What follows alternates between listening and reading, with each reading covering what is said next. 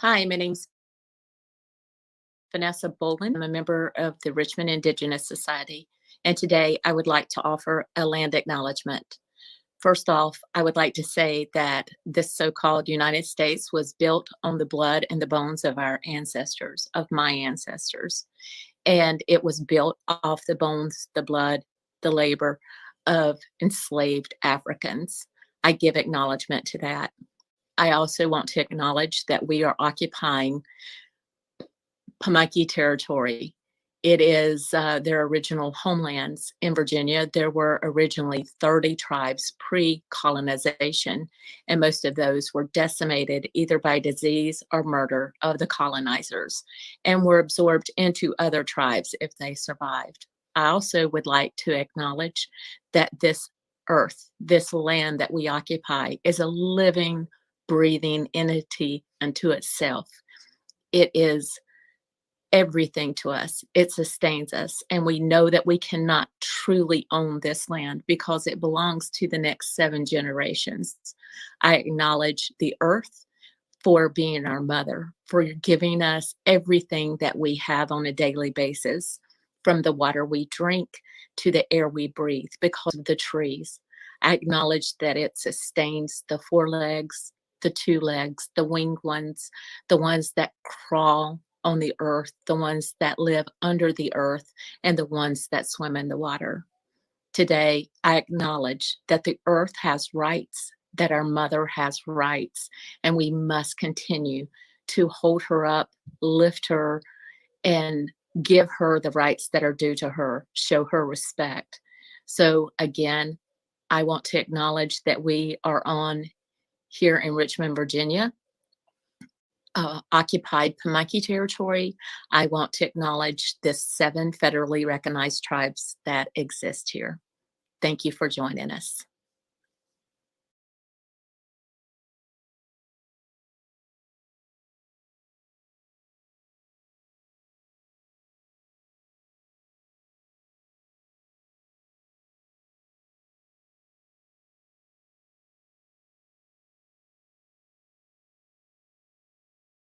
Possession of marijuana has left the door open for racial disparities to continue. It's time to legalize it right. Legalization of marijuana in Virginia has to be done with a racial equity lens. This means focusing on people that have been harmed by our approach to marijuana use and building a roadmap to legalization through the 3 R's: repeal, repair, and reparations. Repeal marijuana prohibition and remove all penalties now. Don't criminalize our youth or young adults, and no new crimes. Repair the harm done due to previous marijuana enforcement through full and automatic expungement and removal of marijuana-related convictions. And reparations for the Virginia drug war. We must divest from policing and carceral solutions and invest into Black communities and Black ownership in the industry. I believe that in order to build our communities and create a brighter future for us all, we must legalize it right to prevent the harm from legalizing it wrong. I feel that our Commonwealth of Virginia here was built on doing things wrong. And in order to legalize it right, we need to see minority faces running legitimate cannabis businesses. I want to see Virginia legalize it right. It's an opportunity to undo the wrongs created by the war on drugs, particularly in my hometown of 757. This would be our clear chance at generational wealth, but you can't monetize what you once criminalized without fixing the problem. Although those punished with harsh sentence such as myself will never get the time back from being over-sentenced because of the color of my skin, I feel like the restoration of rights and expungement could serve as a form of reparations if Virginia were to legalize it right. Even after the General Assembly legislative session ends in January 2021, the fight for equitable legalization in Virginia will continue to live on.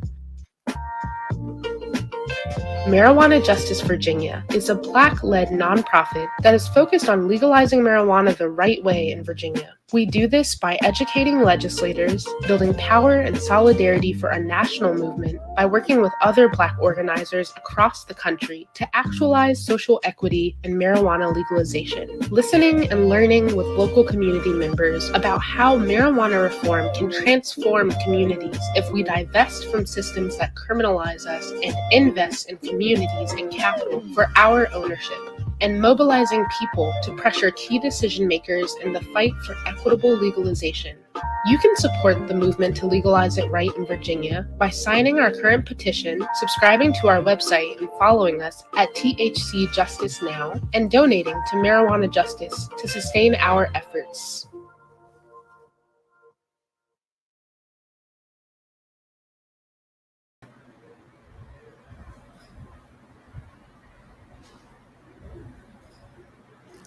Hello, hello, hello. Come on into the room and make yourself at home.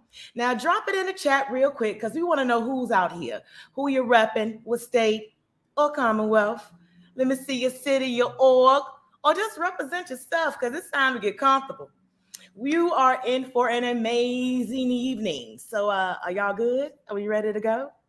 Okay, then let's get started. Greetings, everybody, and welcome to the inaugural Joint CannaJustice Conference. We know that you could be anywhere in this world this evening, but we're glad you're spending it with us, learning about justice-centered marijuana legalization, the movement here in the Commonwealth of Virginia. I am Jill Jordan, your host for the next 3 days, and I look forward to hearing these amazing panel discussions along with you. I'm the executive director of Brown, Virginia, and it's our mission at Brown, Virginia that's entangled with the coalition members hosting the conference this week. You see, what we do at Brown, Virginia is real simple. We teach Black folks how this thing called government works. We teach the rules, the political chess, the rules that they don't want us to know. Brown, Virginia's mission is to lead civic engagement within the Commonwealth of Virginia through nonpartisan activities where we promote voter education. All right, so let's go ahead and get into what's about to go down these next 3 days. You'll receive enough information and knowledge that will allow you to work stronger with impacted people as advocates, as legislators. The conference is hosted by a coalition of homegrown Virginians that you're likely familiar with. Current members include Marijuana Justice, Rise for Youth, Virginia Student Power Network, and Justice Forward. These organizations are doing so much work right here in the community.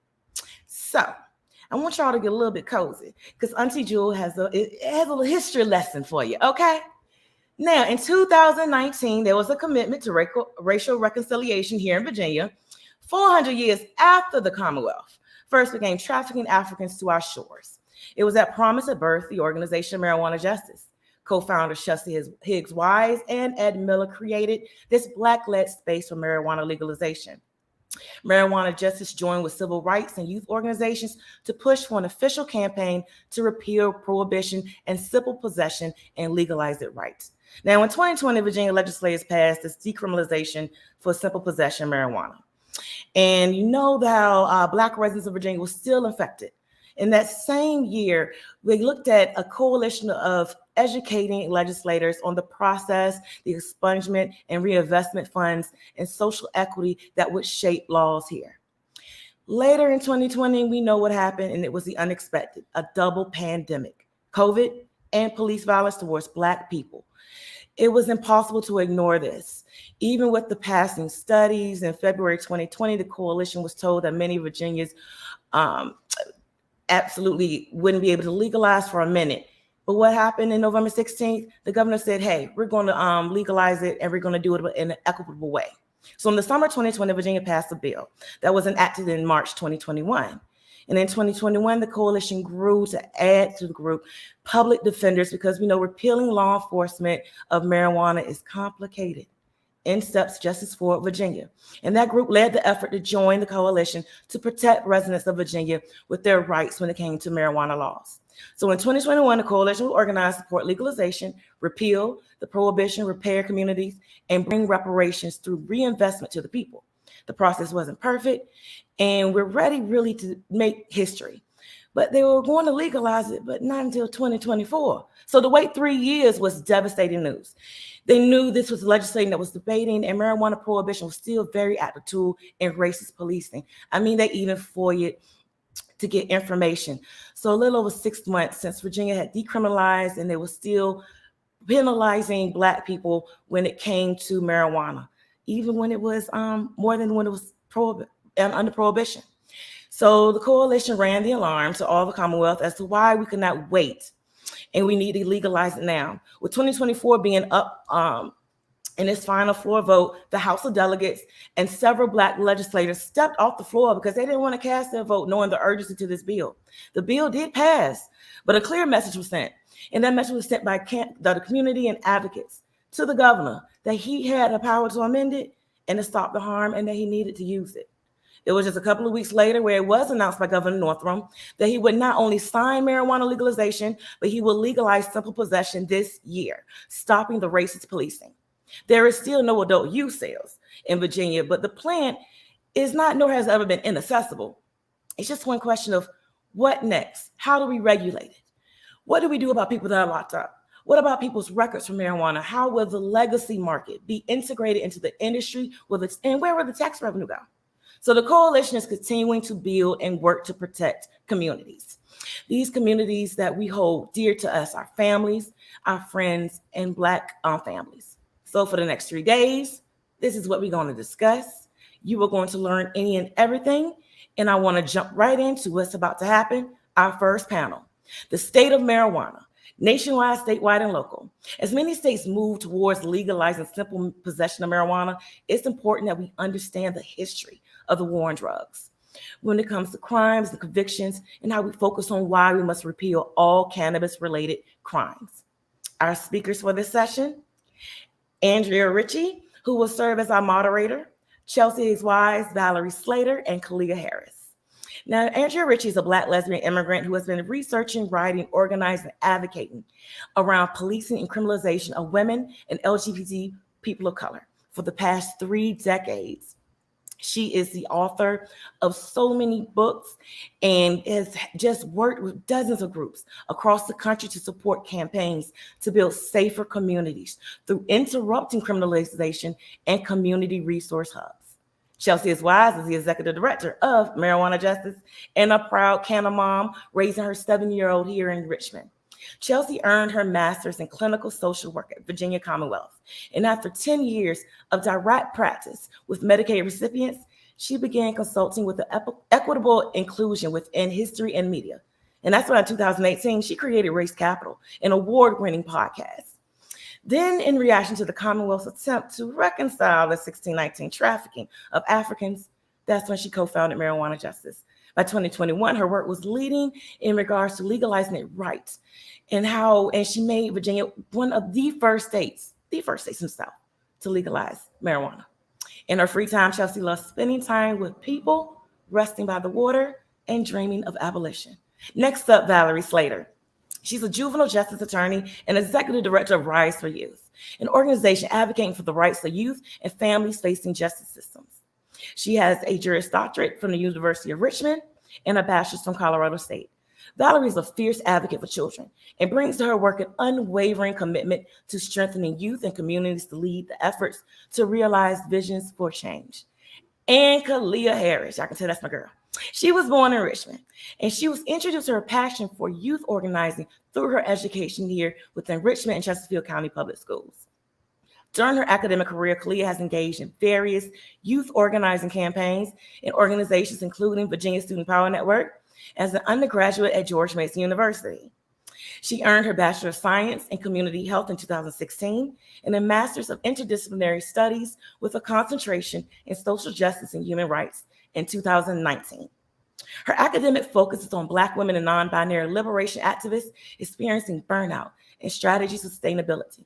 Now, Kalia is currently the co-executive director of Virginia Student Power Network, where she supports students through organizing in Virginia. She's also a part of Race Capital, which examines racial narratives in the fallen capital of the Confederacy. And that show airs here in Richmond on WIRI 97.3. She also coordinates with many grants to support mutual aid relief here in Richmond. Kalia is dedicated to the struggle of the oppressed across the global South, to disrupting white supremacy, fighting for total liberation, and ending police and carceral states. In her free time, you can find her with her adorable Pomeranian puppies, Justice and Angel. I ask you to all get comfortable, like I said before, because now It's time to enjoy the discussion.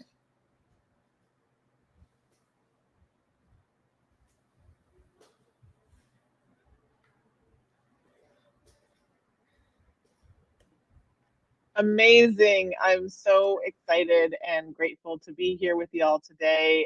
Y'all are in for a real treat to hear from these three fabulous, brilliant Black feminist organizers from the South talking about how to legalize it right.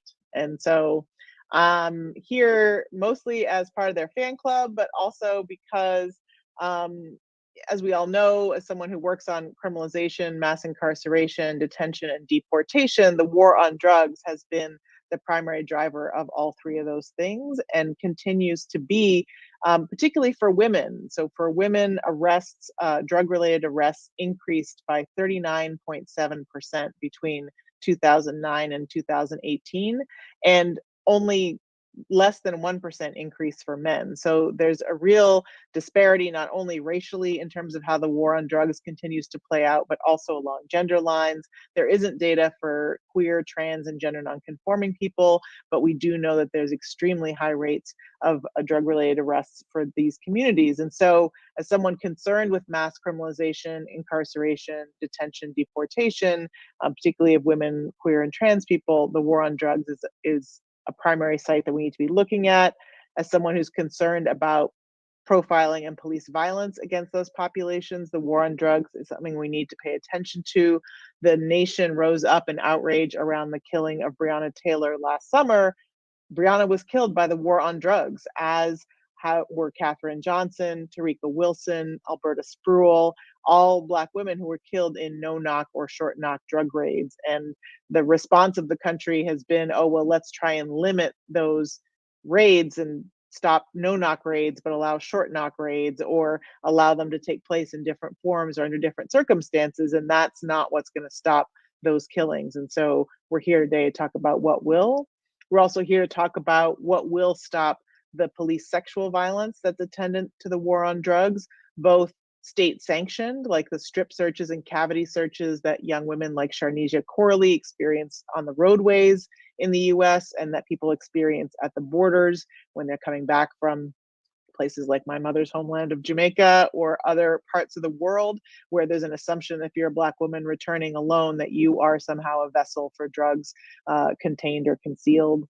It's also, the war on drugs is a primary site of family separation, not just at the border, but just from the way in which the family regulation system polices drug use. Whereas white women are free to be marijuana moms and talk about it on, mommy blogs, Black women disclose one use of marijuana and they're at risk of losing their children, either at birth through drug testing of pregnant and parenting people and of delivering people, or afterwards through the family regulation system.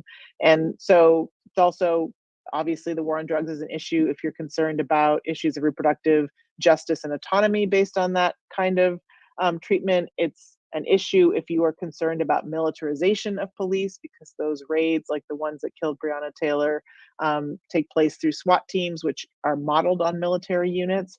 And it is an issue that the war on drugs is an issue that is central if you're concerned about spending on police, about expenditures. If you're part of a movement to defund or divest from policing, the war on drugs is a primary justification for policing and police expenditures, particularly for that militarized equipment, but also for drug testing equipment, for drug and vice units, which were among the first targets of defund campaigners, and drug dogs, canine units. I mean, the list is endless in terms of why this is a critical issue. So if you're concerned about defund is also about decriminalization.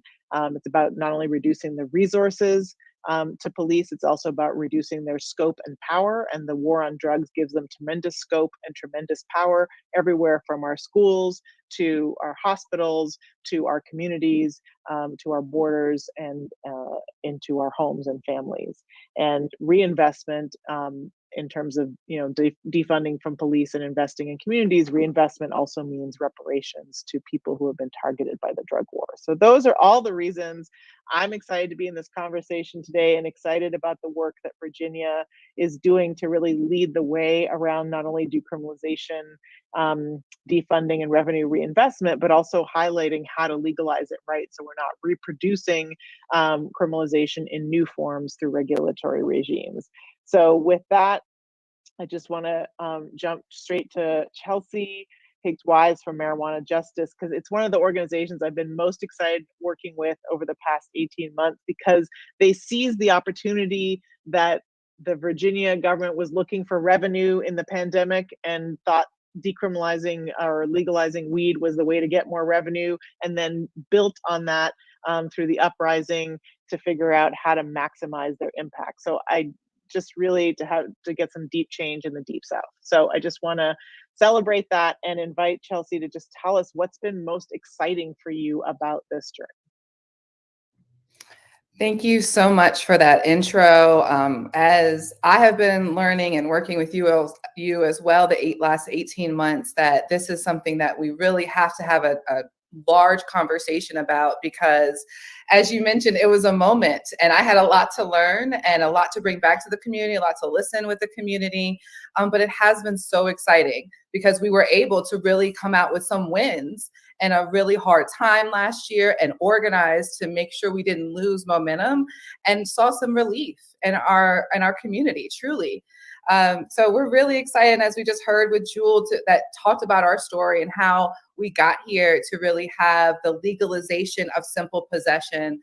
That right there, y'all, eliminates the enforcement of simple possession with police, right? That is a one step that is no longer able to stop, search, nor seize based on the smell of marijuana nor possession of marijuana, right? So we are really able to now talk about maintaining our own independence where, hey, you can't search me, you cannot steal from me.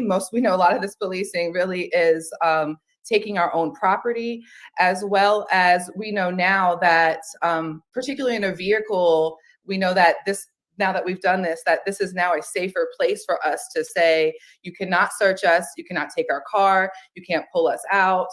So there were some real wins that we have now, we've seen happening across the nation. So right here in Virginia, you are also able to legally possess 1 ounce. We are able to also grow 4 plants within your home for that access. But there is still a lot of work that we have to do. We're really excited because Virginia was forced to look at what was happening across the country and not just in our own little silo. And that's something that was really exciting to work with a lot of our cohort with our really divesting and investing with police funds. And I tell people all the time that they're like, well, Chelsea, where's your work centered in? I was like, to be very honest, we come from a defund policing centered movement. And then that is where we are really looking of how to bring relief to these types of enforcement. So looking at what other states were also doing, who were speaking the same narrative of New York and New Jersey, who actually had their advocates around cannabis say, no, you will not legalize it this way, because you're still criminalizing our youth. You're still really criminalizing people that are living in public housing or do not have shelter, right? So we were able to tell Virginia to look at what was happening across the country because we were saying the same things. And that was really exciting to be able to push that win. Also, we were looking at what happened in Illinois, and that was able to bring forth a real win in Virginia.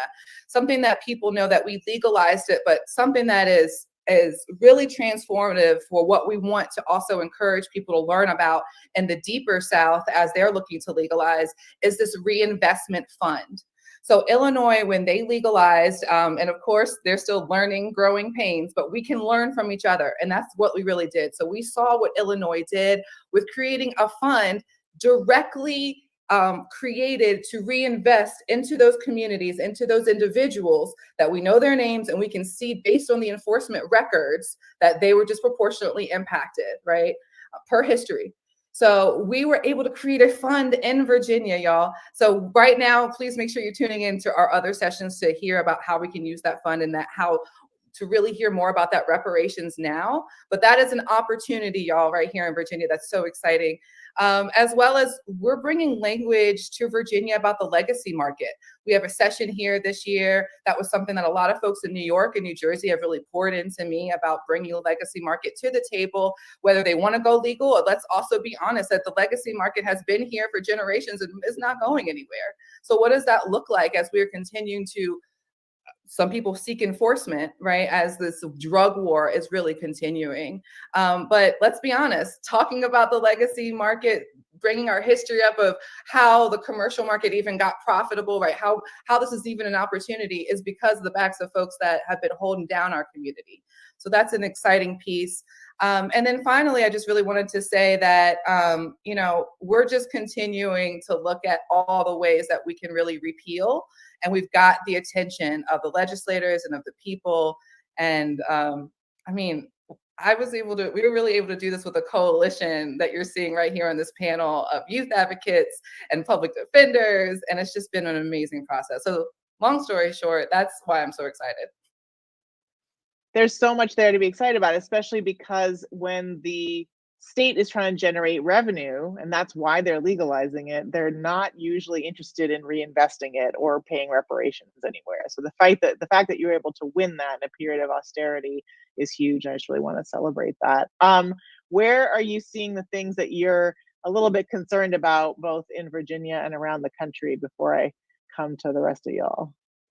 Great. Thank you so much for this question. And I'm not going to go too far into this because our individual sessions, y'all, really dive deep into these concerns, as well as what we're hearing from the community about what we want to do about them. But really quickly is that when people are talking about legalizing marijuana, most people always want to ask, well, what about social equity? And then I always ask them back a question. I was like, well, what is your definition of social equity? So number one, just really encouraging everyone to look at the entire legalization process versus just a social equity component. And so that's something that we're still working with legislators and community members on expanding that language, as well as we work with other cannabis advocates that may be more into commercialization or capitalization and access, right? Business structures, to also say, don't forget about what equity means on the full bill, right? Some other concerns is I just want to tell everyone right here that's watching and thinks I'm having conversations is let's just encourage each other to read each other's bills, talk about what they say. Some people that are really focused on building our business structures and our economy may not be reading the criminal sections. And so as we're talking to each other, we cannot do this alone. So let's keep talking to each other about what each section says and grow in coalition. Really quickly too, I'm concerned that right now in Virginia, and I'm noticing across a lot of states, is that the only data that we have of who has been impacted are based off of misdemeanors and civil penalties. We do not have a scope on what the felony impact is. And we know for a fact that the felony conviction is what is truly disenfranchising us and keeping us with barriers from creating our survival. So to not know how many people, who they are, where they are, how many are still incarcerated is a real problem if we are choosing to legalize this, right? So we're continuing to fight, and please check out our resentencing panel to talk about as we do that and talk a little bit more.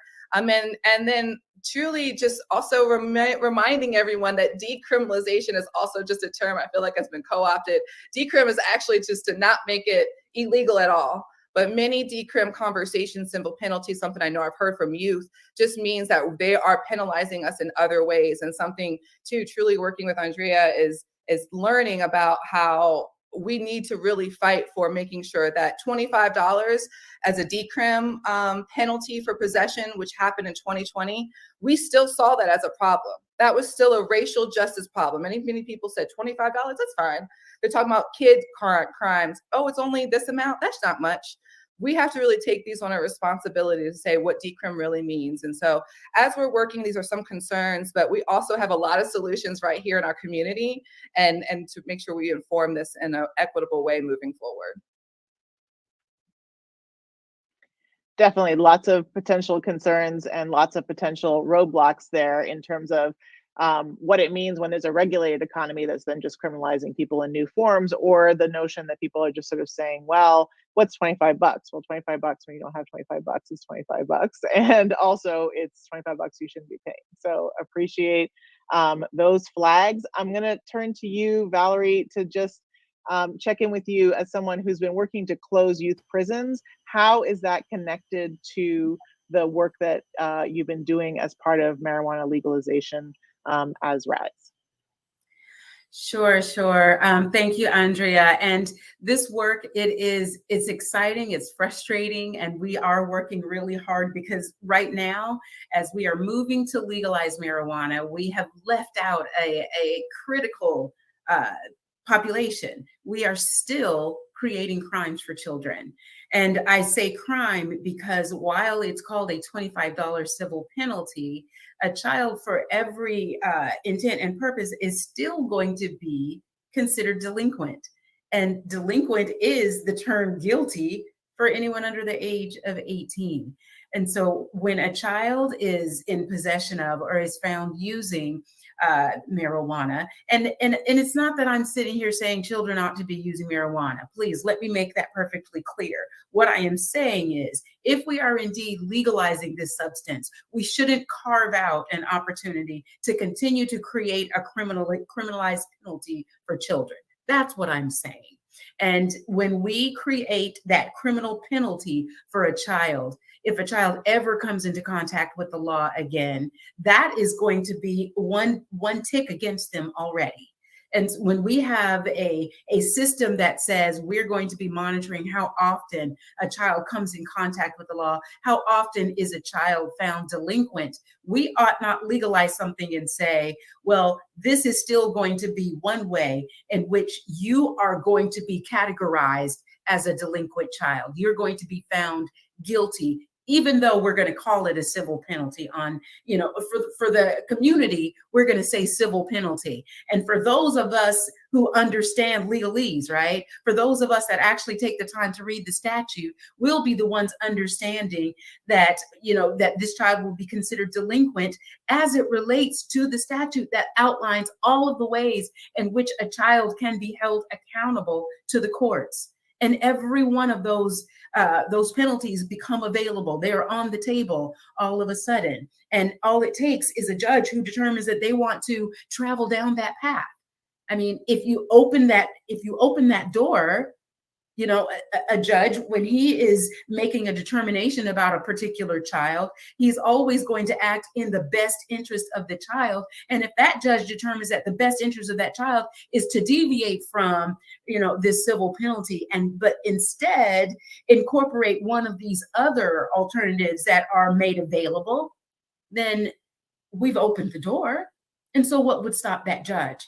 What we're saying is close the door completely. And if we are determining that a child who has run afoul and is indeed in possession of marijuana or is using marijuana, that we're going to take a look and understand the why of it and address the why, and not look for a punishment for a child. And, I talk so much more about it in the session, but that is the issue that we see right now, and how it runs up against the criminal justice system and continues to create the pathway for children into deeper engagement with the system, rather than diverting them into the ways that we can support young folks who are encountering whatever would cause them to engage with marijuana. If we understand that children should not be using, children should not be possessing, then let's make sure that they are supported in the ways so that they will not. That puts the onus on us rather than on the child. Absolutely, especially because, whether we think young people should be using or not, young people are going to use, because that's part of being young, is exploring and experimenting and trying different things. And the question is, are we going to offer support? And as you say, sort of a question about why and how can we offer support? Or are we going to, even if we don't impose a criminal penalty, impose a penalty like school expulsion? And as you say, put someone into the family court system where you can be under the court's control for much longer than if you actually just had a misdemeanor. And the judge, like as you were saying, can impose, a lot of people don't understand that judges in juvenile court can impose any condition they want. Don't hang out with those people, don't wear those clothes, don't go there, don't do this. And if you violate that, then suddenly you're in a position that's worse than if you maybe even had just gotten the misdemeanor arrest in the first place. So we, as absolutely correct, we want to slam that door shut. We don't want to leave it open, even the tiniest crack, because we know that Black youth are going to be shoved through it. So be sure you tune into Attorney Slater's session later to catch up on the details of how to resist that. I'm going to come to you. Sorry, If I could just add one more thing, because you said if a child violates one of those conditions of the court, in Virginia right now, we're fighting to get rid of what's called the valid court order exception. And a judge has the right to lock a child up for 7 days for violating any condition that the court has placed on that child. And so a child who potentially would be under the court's jurisdiction because of possession or use of marijuana, and don't hang out with that group of kids, make sure you don't miss curfew. That child misses curfew. That child is found in the presence of those kids. All of a sudden, now this child is potentially facing 7 days in jail. Really? Is that what we want to do? We want to push children so deep into the system that they're now finding themselves incarcerated over a substance that we've legalized? We have a problem. That door must be closed. That's what absolutely. No, thank you. All right, coming to you, Kalia. Virginia Student Power Network organizes around defund. We've seen you as part of the defund learning communities with organizers across the country. We've been excited to have you there, and particularly looking at that on college campuses. So how did you pull into this fight around marijuana legalization and legalizing it right? So it's a pleasure to be here and to have been a part of the learning community over the last year. Virginia Student Power Network, we're a statewide organization, a political home for young people in Virginia. And our base and our members, our staff, we're all Black, brown, LGBTQ. Some of us are gender non-binary folks and women who have attended or attend a public university in Virginia. So we're all over the state: Richmond, Fairfax, Fredericksburg, Williamsburg, building power, and our members are organizing community public safety campaigns, including getting cops off of our campuses and building alternatives to policing and carceral solutions. All right. Particularly as students are forced to interact with different law enforcement entities on their campus, they're also forced to interact with university conduct boards. So they're going through multiple different systems of enforcement at the same time, while being expected to maintain their studies, keep their grades up, with the threat of things like academic probation for simply having marijuana on campus. And that's not going to change now that legalization has passed because of federal law.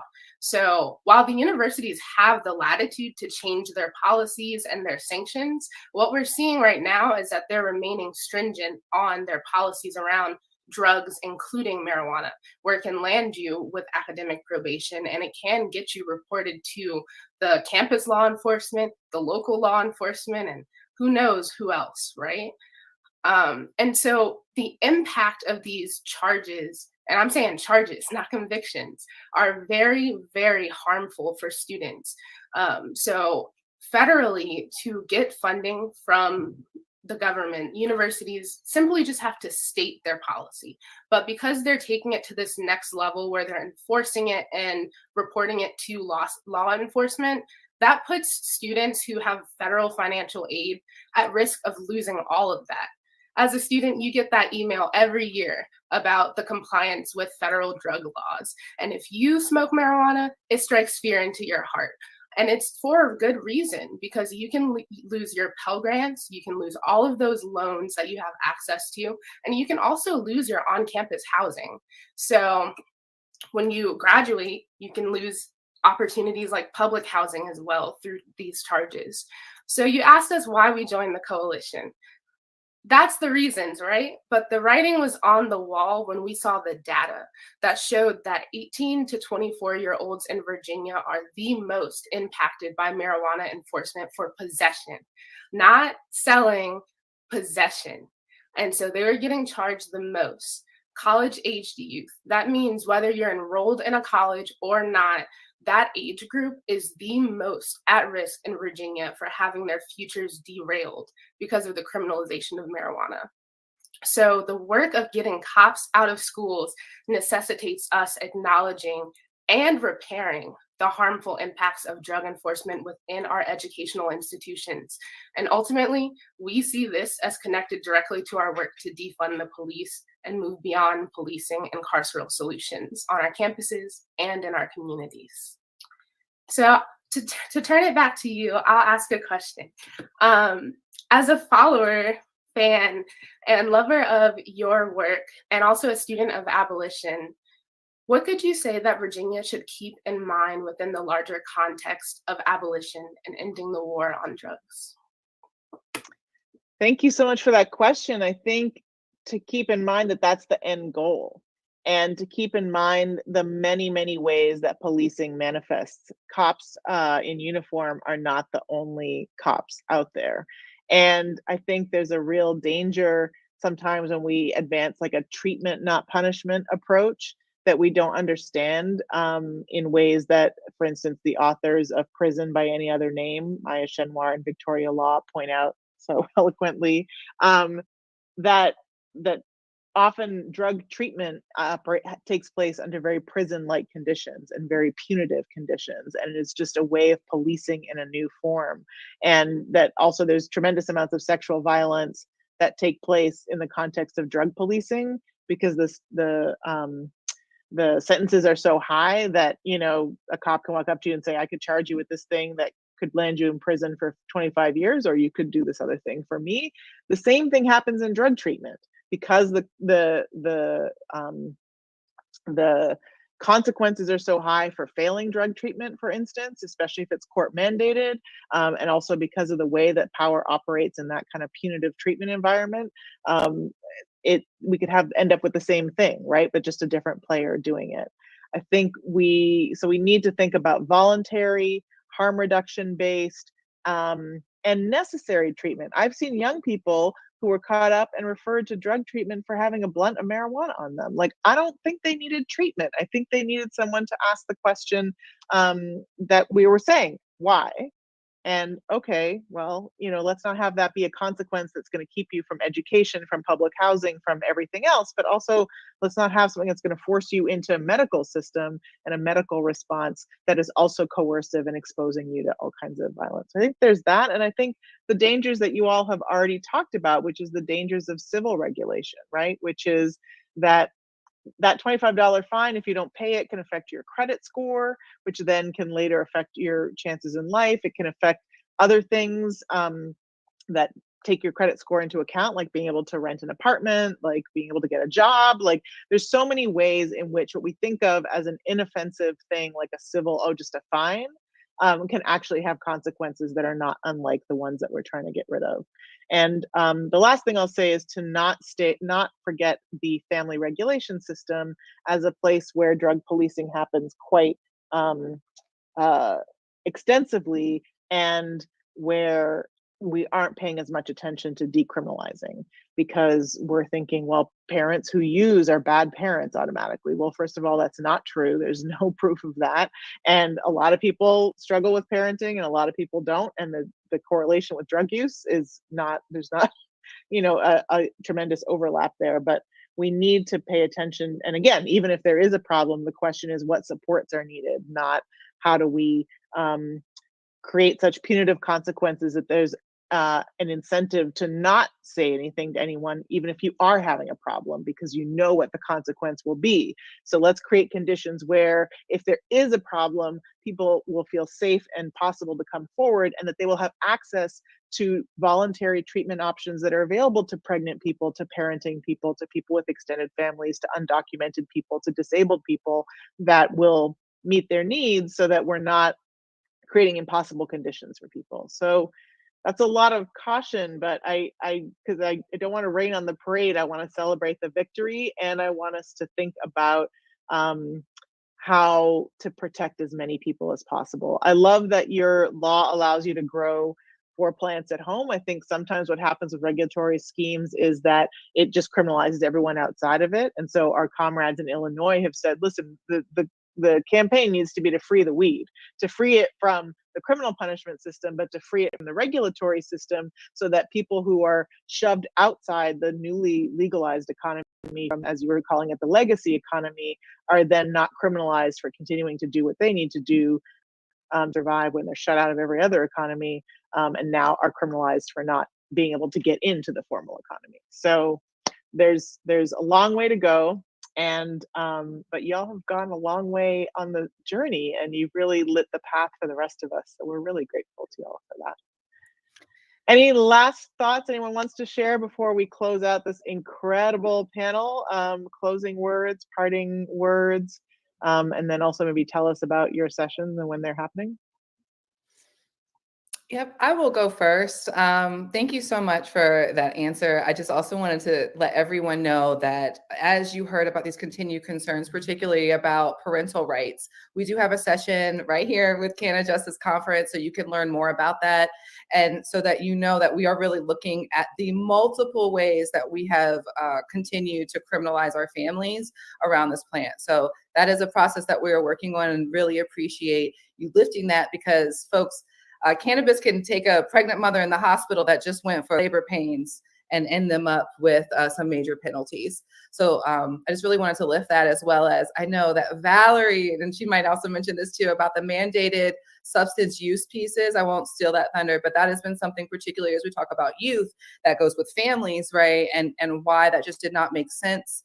Y'all, I will also just mention that Virginia is looking to actually use some of these tax revenues for substance treatment. Many legislators don't agree with that.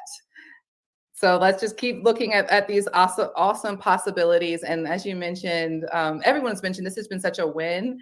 And I just see this coalition growing, Black-led. I mean, this is a win for us in Virginia. So make sure you all are following all of the conferences. I'm actually doing Coins Not Cuffs for reparations, resentencing, and I'm really honored to host our land back conversation that's happening. So please stay tuned, y'all. And I don't have much to add, but I just want to say thank you, and definitely check out our session on Friday, December 3rd at 5:15. We'll be digging all into cannabis on campus, what legalization means now on campus, and what's next. As you said, there's a lot of work left to do. And following that will be Rise for Youth session, Protecting Virginia's Youth in the Age of Marijuana Legalization. We'll be talking about all of the things that we talked about, right? Stop the criminalization of children. Don't use school as a way to add even more stiff penalties. And, you know, while not pushing them out, don't push them into the justice system. So please check us out on Friday, December 3rd. And before we close out officially, I do want to just say kudos and hello to Justice for Virginia. They're one of our last coalition members that was not able to be here. They are the Commonwealth group of public defenders that do this completely for free, volunteer their time, and they have been critical in our work as they interface with these laws and those decision makers all the time. So thanks again to Justice Forward. They are a huge part of this work, and really just wanted to acknowledge them as well. Thanks so much, and thanks everyone for coming to this session. If anyone's listening to this out here and wants to think about how to maybe move some of this work forward where you are, of course, reach out to the folks on this coalition and this panel and Marijuana Justice, and also feel free to reach out to Interrupting Criminalization, particularly if you are working on decriminalization through the lens of the experiences of women, queer, and trans people, and want to think through some of that together. We have a whole kind of project of work around criminalization through access to medical care that we want to invite folks to be part of if you're a provider or if you're someone who's accessing medical care and at risk of criminalization, including drug users and pregnant people and people who might be both, as well as migrants who are struggling with access to medical care, particularly when drug offenses can be grounds for deportation. Any group that is experiencing those issues, feel free to get involved. We also have part of a coalition of folks who are trying to get cops out of hospitals. for this very reason. And so if you want to get involved in that, reach out to us at interruptingcriminalization.org. So with that, we'll turn you over to the rest of the program. And thanks again for joining tonight's opening keynote.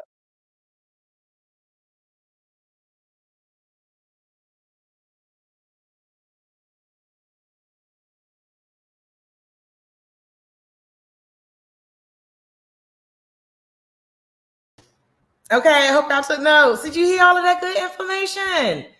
Yes. And guess what? We're not done yet. You're going to have the opportunity right now to ask Chelsea Higgs-Wise and Kalia questions in regards to what was just talked about, or maybe it popped up something that you want to ask some clarity on. So right now, I would like to bring to the stage Kalia. Come on, girl. Come on. Hey, Kalia. Hey. Kalia Harris is here. Yes, yes. And next, we're going to have Miss Chelsea Higgs-Wise. Come on. Come on. Woo! We already have questions. All right. Are you ready for it? So first question, how can we get involved personally to testify and make our stories heard to legislators? I can start off quickly and just say that everybody has access. I'll just say really quickly, lis.virginia. But that's really why groups like Marijuana Justice, Brown Virginia, Virginia Student Power Rise exist. So if you want more access to how to make your voice heard, especially coming up this next session, it starts in January. Does anyone know the exact day that it starts? Okay. We usually get started right after MLK Day for real, but they gavel in the week before, y'all. Yeah. So, but follow us and we can make sure that you're connected. If you're looking for a specific issue that you want to be able to talk directly to, then finding those groups that can help you direct you with talking to legislators. I'll tell you very quickly that legislators will like to hear that you know a little bit about the bill, even though you probably are an expert on the subject. But that is something, so ensuring that maybe you can connect with folks to just give you a little bit of talking points to help have a really clear voice to your legislators. That's what I would say. Kalia, what do you think? I think all the ways to contact them, totally agree. I would just add that if you have a story that you want to share, there is an issue that really matters to you, even if you didn't vote for this person, they are still responsible to you. So share those stories, call their office, show up if that's something that you are interested in, and utilize them as a tool, right? Like that's what their role is there for, is to change our material conditions. So definitely reach out to them and reach out to us as well. And I see we have in the chat that it starts January 12th. That's the date. That's the date. Let me ask you all something real quick. What is something that people assume about legalization here? Let me do quotes. Legalization here in Virginia. Like I had a homeboy and he said, "Oh, y'all legalize. As soon as I get to the airport, I'm about to get arrested. I'm a light up." No. So what's something that is people think they know about, but wrong info? Yeah, so I think the thing I tell folks most about legalization and is that it's just not legal everywhere, nor for everyone. And why we have 16 incredible sessions for you all to come to and another closing keynote, because we cover so much to try and protect people. And I'm going to be honest, we still don't cover everything. So some of these things that you just want to be careful about is that it is not legal to actually consume in public. Now, we know this is also a really hard issue because folks right now that may not be able to consume cannabis in their private home because of a landlord decision, because of federal law, because maybe they don't have necessarily a formal shelter. So what this means is that folks without that shelter, without that space to legally consume cannabis, means that they are now more accessible to law enforcement. And so without this public consumption being legal, it means that law enforcement have accessibility to some of it, even our folks that are in the most vulnerable situations. And in places like DC and New York, we saw that as folks legalized, the folks that were still being penalized for these public consumption laws were folks that were without shelter or folks that were in public housing. And so again, I just want to let folks really know that. And lastly, I'll say again, why we keep our public defenders so close at Justice Forward Virginia is about possession in the car, y'all. It is still very gray. Possession in a vehicle, it says it is to be sealed in your trunk, not in your glove compartment, not in your pocket, sealed in your trunk. Now, here's a little bit of nuance that I don't always go into, and you have more questions about this, let me know. But right now, because there is no legal way to buy marijuana or cannabis without a medical license, if you have it sealed in your trunk, there could be an officer that still says it's not properly sealed, because sealed to them could mean sealed from the manufacturer. And if the manufacturer doesn't have a proper label, then this is where some of this criminalization can come from. So again, knowing your rights, knowing that, hey, if they smell it or they mention that, they still don't have the ability to search your car. Again, kudos to Justice Forward on that. So, but on your person, when you're walking, you can have it. If you smell like it, they can't search you or anything like that. I mentioned that before, but those are two of the big things. And I just also mentioned everyone, if you are a renter, please read your lease, because it could still be something that is against you, used against you. And if they come in to fix something, they smell it, you're evicted, and that's a problem.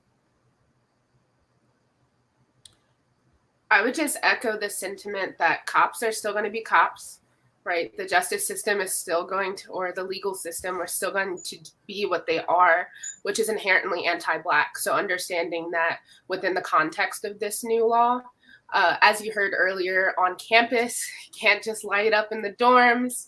That is not a thing. You can still get in trouble with your university and law enforcement. Those are the big misconceptions. Also, for our out-of-state folks, there's not dispensaries on every block now in Virginia because of the way that regulation was legislated. So that's another huge piece. All right, we got any more questions? Let me see what's going on. Here we go. How can I find out my legislator's position on legalizing it right? So who's down for the cause? Who do we need to support and who do we need to nudge? Yeah, so this is really an interesting time, y'all, because they can say they want to legalize it, but they might not be down for a certain part of the bill that we think is critical for us. So this is really important why you find out and you reach out to your legislator, right? The one that represents you, ask some questions, and then bring those questions to us too, because as we move forward in January, their position very much could have changed since the election. Let's not pretend that doesn't happen. So what we always tell people is to remember what's important to you and ask those questions within legalization. The bill was over 500 pages at one point, and looking at that, and over 200 and something pages finally with just the summary. So making sure you talked about your points. But making sure that when you contact them and then you're following us at Marijuana Justice, because we'll be encouraging folks to reach out and why when we hear some resistance. Can I get a little bit messy? How nonpartisan or bipartisan is legalization in the General Assembly here in Virginia? Great question. So what we let's be honest, y'all. So when we talk about bipartisanship really quickly, is that since there is always and seems to be a majority, as right now the Republican Party has a majority, it is something that says the majority is still going to rule and they make the larger decisions. But as of right now, it does look like, hey, the Republicans look to legalize it, but now that's why we talk about legalizing it right. So across both parties, however we want to define that complex, it is saying that we are going to legalize and we're still going to do that. Now you ask a conservative member about that fund you heard me talk about or the social equity pieces, you might start hearing different things. But yeah, overall, we still should be able passing something. Good. Kalia, how can we assist in the work that you're doing on college campuses? And let me throw in something. Is there a difference between the work that you do on public universities versus private universities? So I'll start with the second one first. Primarily, we work on public universities. This is one of the first years that we've ever actually worked with a private university at University of Richmond. The incredible students with Protect Our Web and the Students for Justice in Palestine were some of our fellows. But we primarily are on public universities' campuses because there's more latitude, right? Private universities have a lot of power to do things on their campuses that public universities don't have that same power. And so we can actually pressure them a bit more. And with that being said, the best way to support us is if you have young folks, college age people, if you are one of those age group people watching this, fill out our interest form, bit.ly/VSPN interest, all lowercase. We would love to connect with y'all because the best thing we can do is build power. So telling your comrades and folks that would be interested in the programming, the campaigns that we're running, that's the best way. The second best way is if you have money, if you have access to wealth, becoming a monthly donor. We're actually packing up our care packages now to send out to donors and fellows. So if you want one of our fancy little pins, donate to us and follow us on social so that our word gets out further. When we do things like marijuana advocacy, police abolition work, we get shadow banned and our voices are minimized online through the racist algorithm. So please share out the work that we're doing so people can see the power of youth work all over Virginia. Amazing, amazing. And you guys are seeing it on the screen right now, the links. Virginia Student Power Network, please follow them. All right, Chelsea, here's one. Can you talk a little bit more about the importance of highlighting the legacy market as we move into commercialization?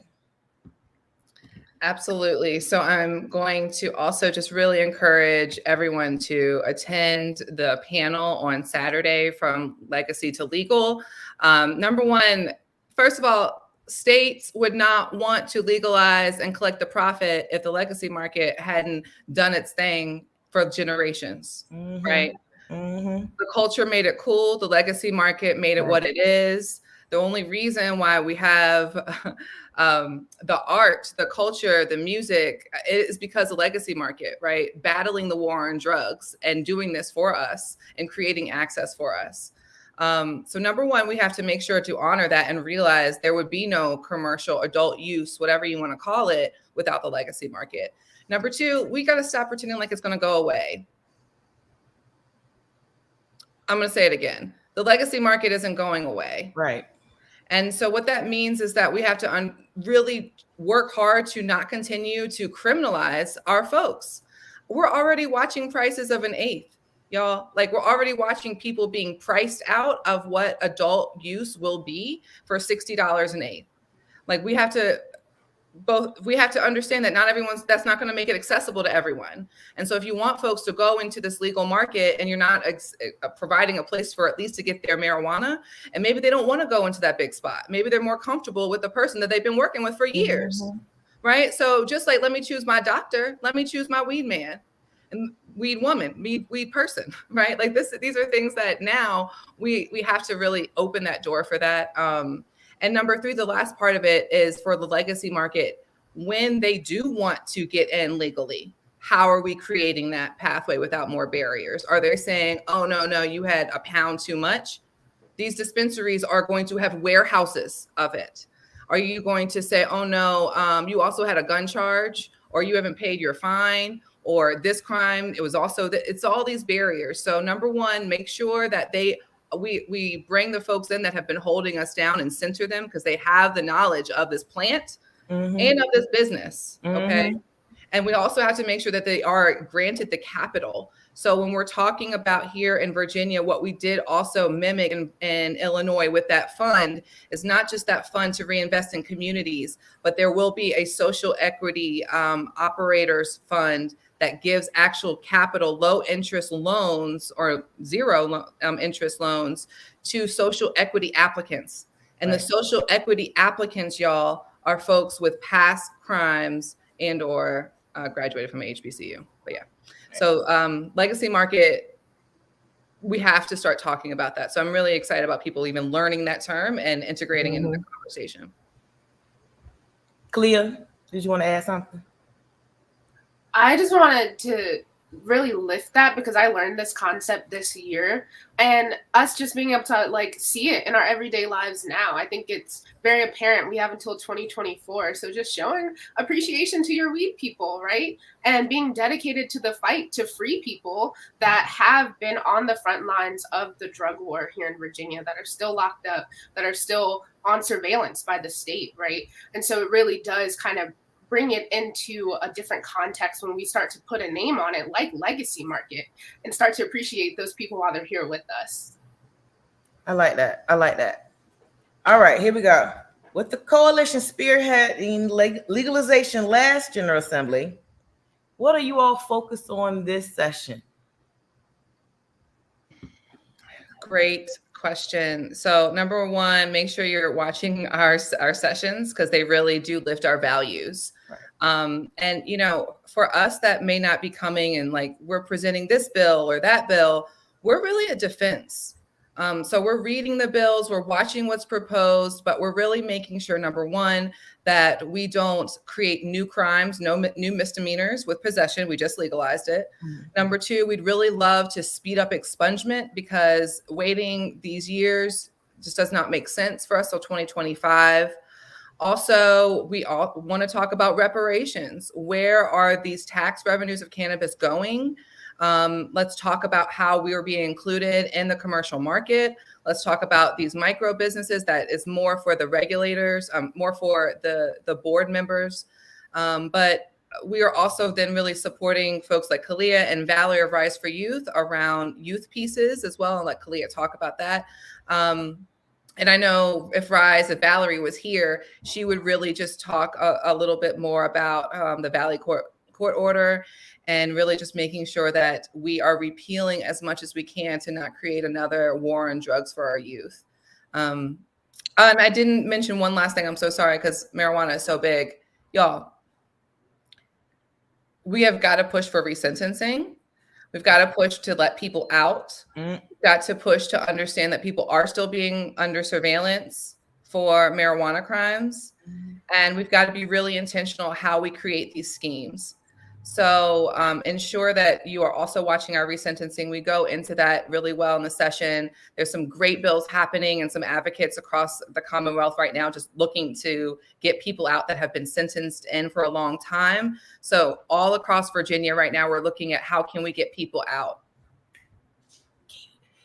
Listen, go ahead, Clea, because I want to hear what you got to say real quick. And I'll just briefly say that with this law, minors under 18 are still considered delinquents. So that is definitely something that we're looking at and just reducing and removing the criminalization of youth with this law in general. So, and we'll be pushing on the university level for some more standardized processes for the university so that they don't get to pick how they enforce by the university. Mm-hmm.